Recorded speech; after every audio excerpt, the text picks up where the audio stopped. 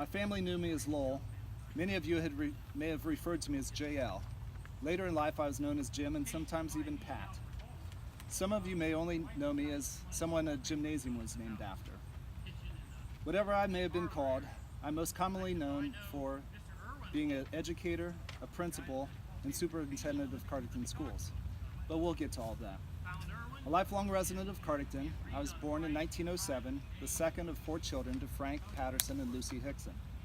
As far as I know, my family had lived in Cardington Township since the formation of Morrow County in 1848. Growing up, I saw and remember many of the features of downtown Cardington during the 1910s and 20s. Cardington was a bustling town with many shops and the railroad. I remember Wednesday and Saturday evenings were the big social nights when everyone would come to town to do their shopping and to catch up on the news of the week.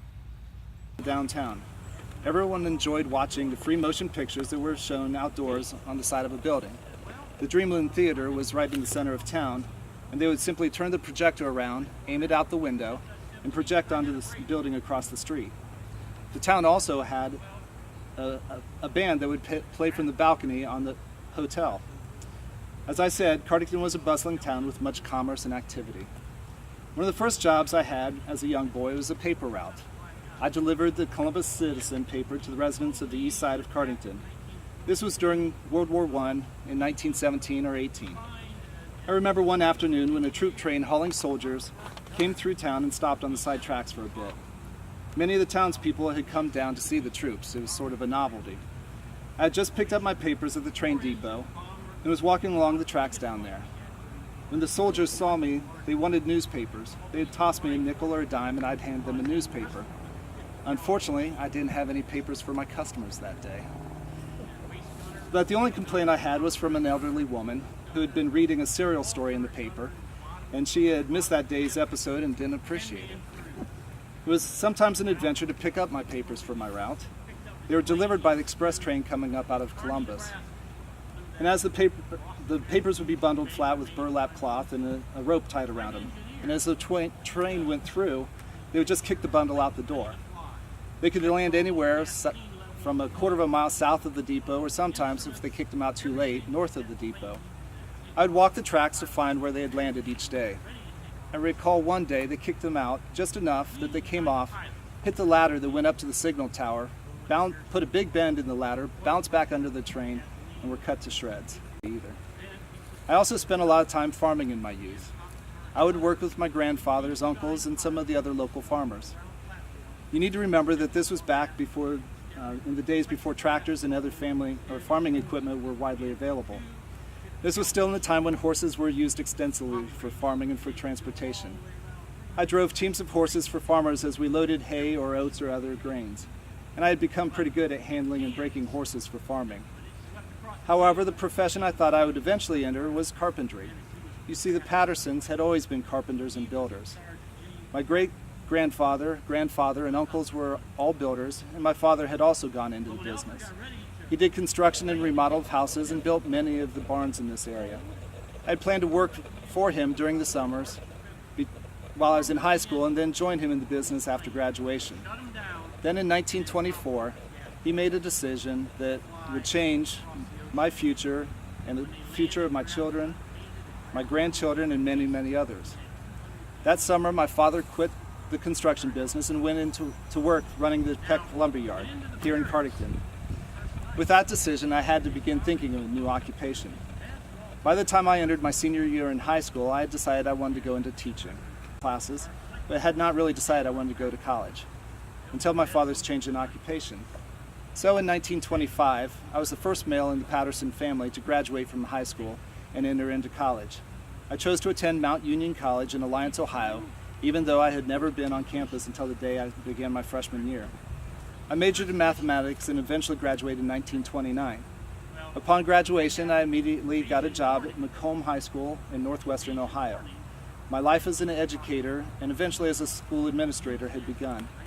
I would stay at Macomb for 3 years teaching advanced mathematics. It was during this time that another momentous event happened that altered my life. It was there that I met another first-year school teacher, Ruth Shank of Findlay. We dated during our 3 years there and eventually married in 1932. After a 6-week honeymoon trip out west, we left Macomb and took up residence here in Cardington on West Walnut Street. I was starting what would become a 32-year career at Cardington schools. I began as the high school principal and a math teacher and would fill this position for 13 years. During my years as principal, I also coached and officiated high school basketball. It was during this time in the 30s and 40s that I earned the nickname Dagwood, after the character in the Blondie motion pictures because I wore a bow tie and a haircut similar to his. I was named superintendent of schools in 1945 and to this day served longer than any other individual in this capacity.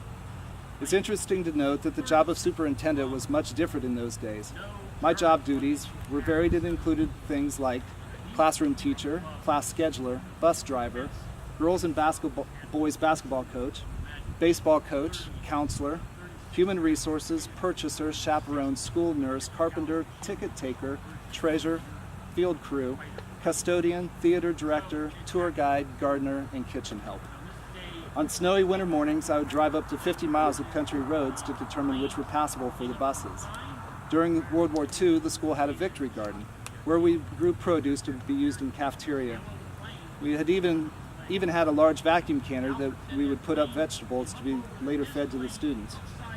Some of the achievements realized in the school during my tenure were the passage of 2 bond issues and a building addition to expand the classrooms and add a gymnasium and other facilities. We brought back the school yearbook, The Pirateer, during my first year.